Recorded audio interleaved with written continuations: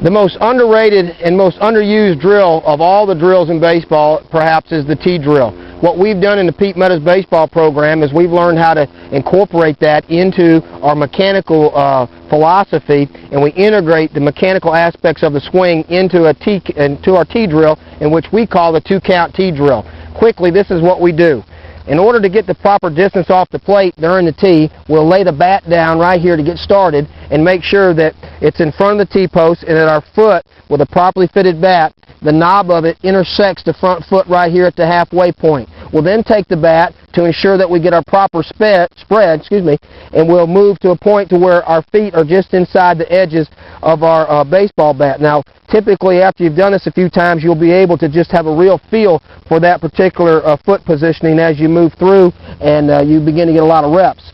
Then the next thing we'll do is we acquire the proper grip, and we make sure that our bat is forward in the hands, and we now have what we know as good plate coverage, as you can see here.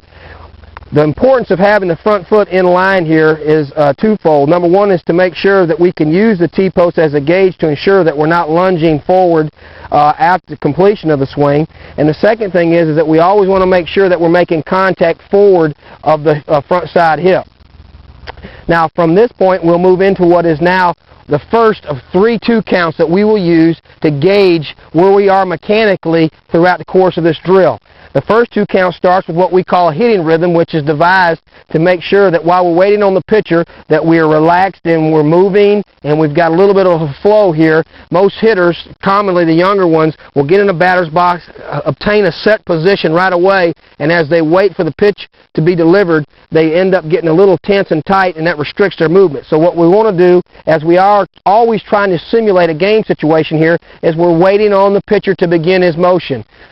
We simulate that in the 2 counts. So now we'll go 1, 2, set. In the set position, now we'll go through and we'll make sure that from the ground up that we're mechanically correct by making sure we still have the proper spread distance. Our front toe is close to the T-post. Our backside toe is properly turned in to help enhance hip rotation. We've got proper flex here. And in the set position, we now go from what was a 50-50 while we were getting the hitting rhythm, we now go to a 60-40, with the 60 being on the back.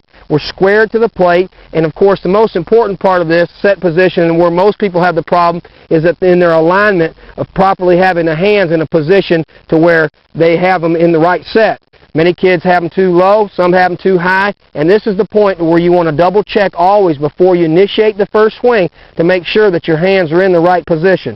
So now we're in the 1, 2, set. After we've checked all the elements, we now advance to the next part of the 2-count T-drill, and that is we are simulating the weight for the delivery by saying set, 1, 2, swing. Now we trigger with the front foot coming up and down closed, the hands moving from the set position into the trigger position, and now we begin to move in and to make contact with the knob leading, with the backside foot pivoting and the hips beginning to open up. We make contact. We'll come through, and then we work ourselves to what is now the third of the 2 counts, which is the finish. And at the finish, this may be the most important, because at the finish, what you're going to do is you're going to monitor where you finished in all the parts of the swing.